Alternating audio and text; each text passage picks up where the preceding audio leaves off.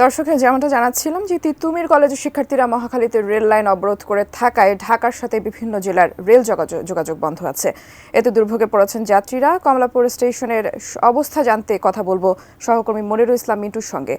মিন্টু, এই মুহূর্তে কমলাপুর স্টেশনের পরিস্থিতি জানতে চাই, কোনো ট্রেন কি ছেড়ে গেছে কিনা বা রেল কর্তৃপক্ষ আসলে কি বলছে? গত 5 দিন ধরেই তিতুমির কলেজের শিক্ষার্থীরা আন্দোলন করছিলেন, তবে আজকে বিকেলের দিকে মহাখালী এলাকায় রেল লাইন অবরোধ করলে মূলত আসলে তেজগাঁ এলাকাতে দুটি ট্রেন আটকে যায় এবং সেই আটকে যাওয়ার পর থেকেই কিন্তু রেলের যে শিডিউল বিপর্যয় সেই শিডিউল বিপর্যয় ঘটে, কারণ আর কোনো ট্রেন কমলাপুর আসতে পারেনি এবং কমলাপুর থেকেও কোনো ট্রেন ছেড়ে যেতে পারেনি। এর ফলে আপনি দেখতে পাচ্ছেন যে আমার পাশে কিন্তু ভোগান্তিতে পড়া অনেক যাত্রী তারা অপেক্ষা করছেন কখন আসলে এই জটিলতা নিরসন হবে। আমরা দুইজনের সাথে কথা বলতে চাই। আপনি কখন এসেছেন, কোথায় যাবেন, কি অবস্থা? আমি পঞ্চগড় যাব।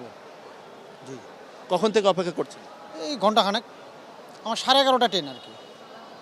আচ্ছা, আপনি কখন আসছেন? আমি বেলা 3টা বাজে আসছি। বেলা 3টা আসছেন। যাবেন কোথায়? গাজীপুরে। মনে করেন এখনো আমার ট্রেন আসে নাই, ট্রেনে বৈশা রয়েছি, ট্রেন ছাড়ে না। তো এই অবস্থা, এখন খুব কষ্ট করতেছি। দূরে যাবেন কে? আচ্ছা, আপনি কোথায় যাবেন? আমি 3 ঘন্টা আগে থেকে ফার্মগেট থেকে আসছি, হচ্ছে দিনাজপুর যাব। এখন শুনতেছি যে ট্রেনের কোনো খবর নাই, আর আজকে আসবে কিনা তাও ঠিক নেই। আচ্ছা, আরেকজনকে পেয়েছে। আপনি কোথায় যাবেন? আমি রংপুর যাব।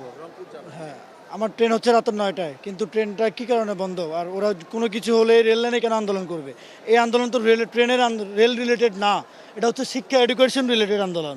একটা শিক্ষা রিলেটেড আন্দোলন হবে, তুমি শিক্ষা ভবনে যাও, তুমি তোমার ক্যাম্পাসে আন্দোলন করো। এই যেমন আপনি একজন প্রেস, আপনি আমাকে জিজ্ঞেস করতেছেন, ওরা প্রেস কনফারেন্স করুক, ওদের দাবিগুলো ওরা বিভিন্ন শিক্ষা রিলেটেড অফিসগুলোতে গিয়ে ওরা আন্দোলন করবে।